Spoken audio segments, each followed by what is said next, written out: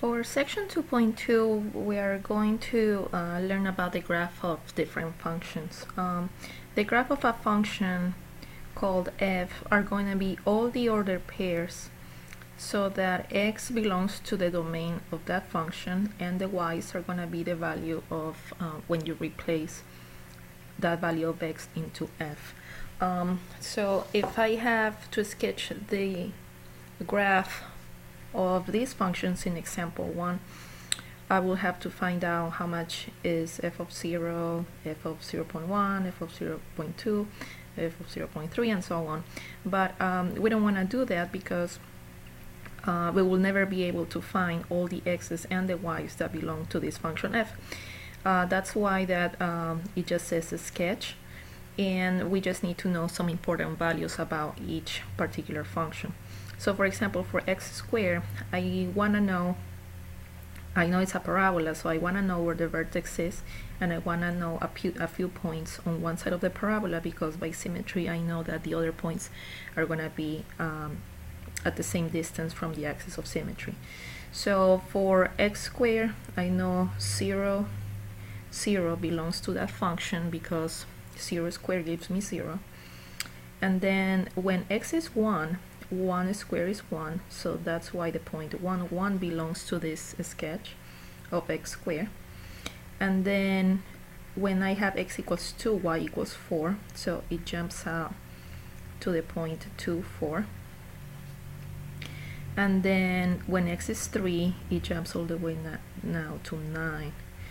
So when x is 3, the y is 9. By symmetry, I know that points that are 1 square away from the axis of symmetry are going to be 1 square away on the other side. So this point that is 1 square away from the axis of symmetry will repeat over here. Then this is 2 squares away, so I have 2 squares away another point here, and 3 squares away I have 3 squares away here. So now I just connect them with a line, with a curved one, and I end with arrows just to say that I know this function does not stop here, but it does continue. X can be 4 and 5 and pi and 10 and 10,000 and so on. But I know that the general shape is like that, and it always goes up, it never goes down in any other spot.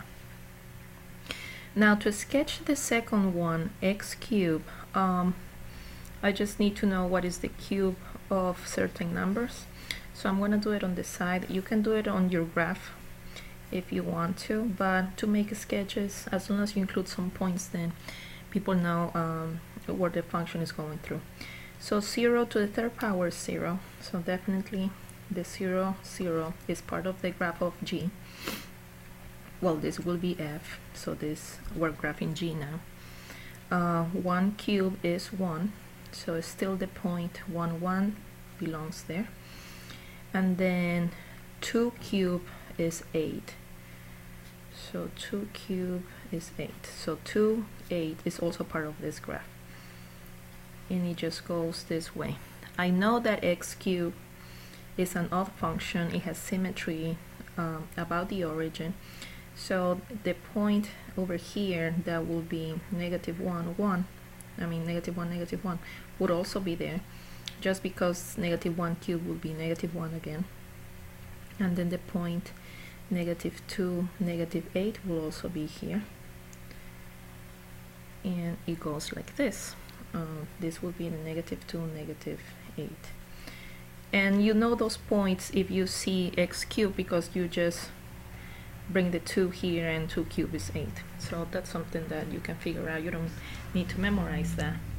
And then we have the function h defined as the square root of x. So that's h, the square root of x. So things that you need to know: square root of 0, that's 0.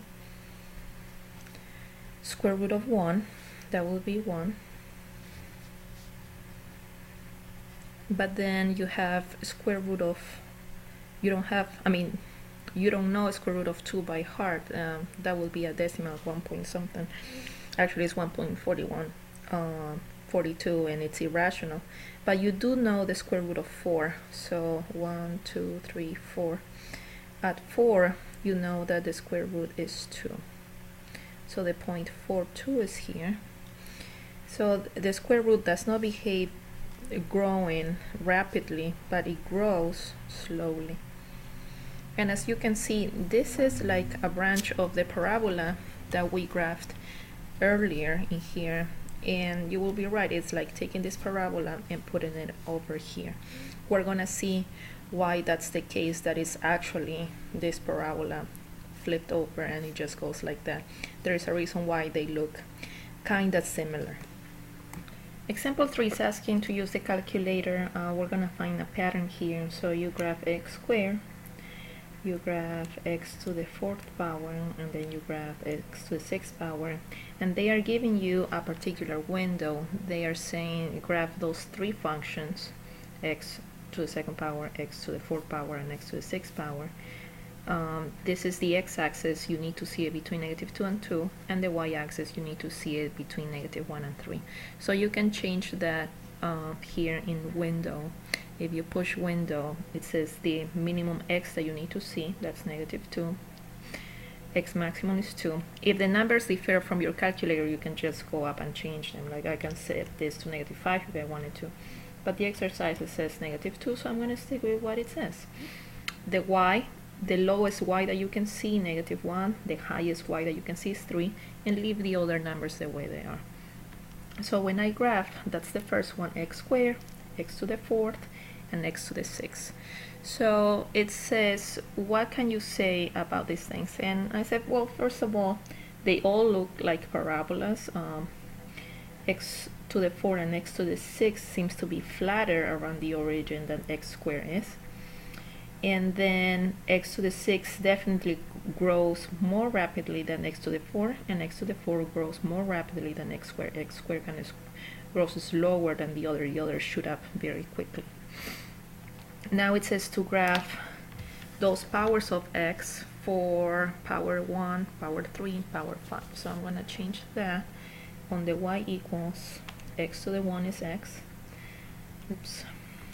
And then x to the 3rd, I'm just going to type x to the 3rd, and then x to the 5th. And then I'm going to go to graph. That's x to the 1, x to the 3rd, and x to the 5th. So x to the 1 is a straight line, it's a linear function. X to the 3rd is a cubic one, and it grows faster than x to the 1. But x to the 5th grows faster than x to the 3rd. And it's because the numbers grow bigger, like 3 to the 3rd power is definitely less than 3 to the 5th power, because you're multiplying by 3 more times. So naturally the y values are growing larger as x is growing. But the other thing that I want you to see here is that it does not behave like a parabola. So whenever we have even x to some even number, is going to behave like a parabola. It's going to have a symmetry around the y-axis, and then when x has an odd power, then it behaves like an x cube, or like an x, or like an x to the 5th. In here is well, the function is increasing all along, rather than the parabola. The parabola decreases and then increases. So for even numbers, behaves like a parabola. For odd, behaves like a snake going up. Okay, so we saw how piecewise functions behave. If x fits in the domain, we will use one of the pieces of the piecewise function, and if x belongs to the other part of the domain, then it will behave like this other part.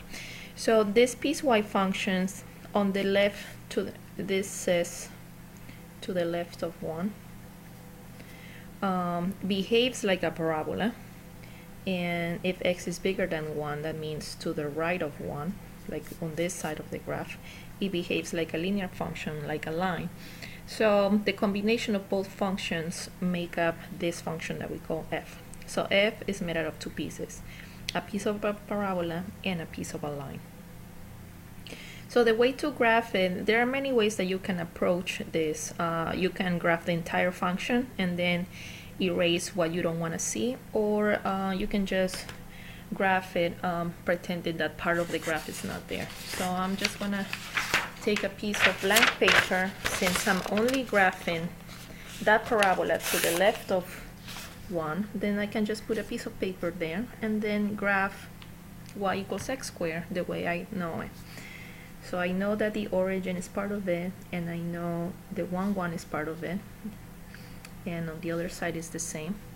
And I know that the 2, 4 belong to it, but I can't graph here, but I can graph it on the other side. The negative 2, 4 is also there, and the negative 3, 9 is also there. So I can just sketch part of my parabola that does not go over 1, because this says x squared only applies whenever x is less than or equal to 1.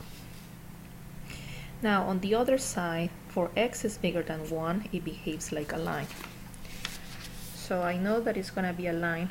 I don't know where it's going to start. It may start right where I left off or may not.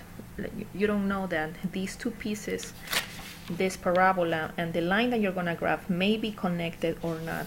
So you just have to graph with the function that you're given. You're given 2x plus 1. Since you know that it's a line, it's okay for you to pick two values of x, because if you know 2 points on the line, then you know where the line is going. So you can pick any x's as long as they are to the right of 1, or you can pick 1 even. So if x is 1, 2 times 1 plus 1 gives me 3. So I know the point 1, 3 is there. And then pick another value. It could be 2, it could be 3, it could be 5. Or you can follow what the slope says to do. I know the slope says 2 over 1, so I can go from here up 2 over 1 if you want, or you can replace it. So it doesn't matter. Let's pick x equals 2. So 2 times 2 plus 1 is 5. So I know that the point 2, 5 is also there. So 2, 5 right here. Since I know it's a line, then those points also follow that. And I have my line. So this graph of f is made out of two pieces, a parabola up to 1, and then a line after 1.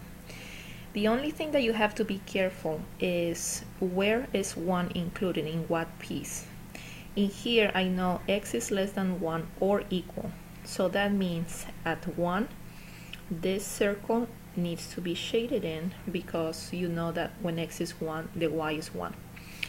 Since x is not considered or is not included on this piece, I need to somehow let the reader know that I know this is a function.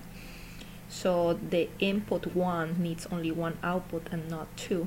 So I need to make this an open circle, unshaded, just to say, oh, how much is f of 1? Well, f of 1 is undeniably 1.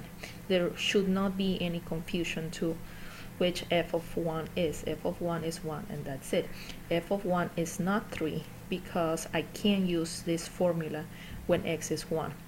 That's why I need to leave this open. However, what would be f of 1.00001?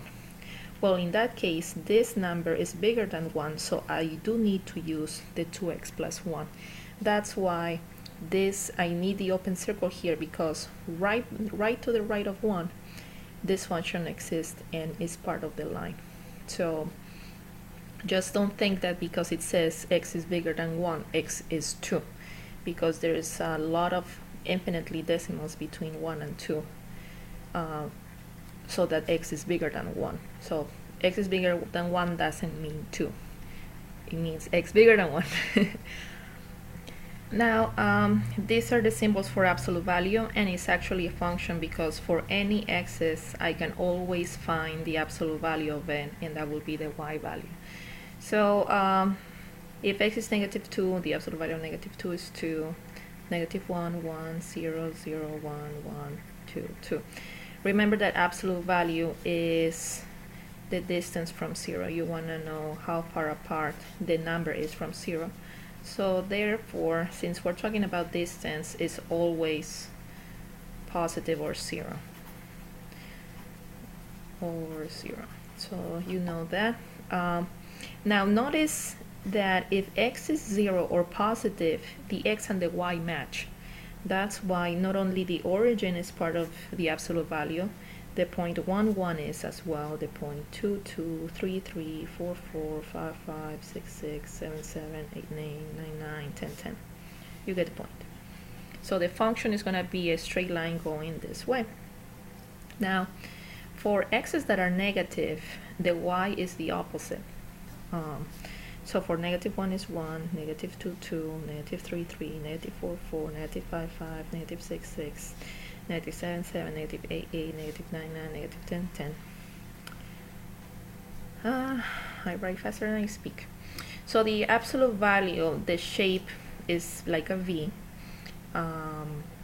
It grows steadily in a pattern 1 over 1 up, 1 over 1 up, 1 over 1 up, and then 1 over 1 up on the other side as well. It never ends, and it also it exists between 0 and 1, between 1 and 2, because you can always find the absolute value even for decimals, even for irrational numbers, so it makes sense to connect all those points. So let's just remember of the pattern of absolute value.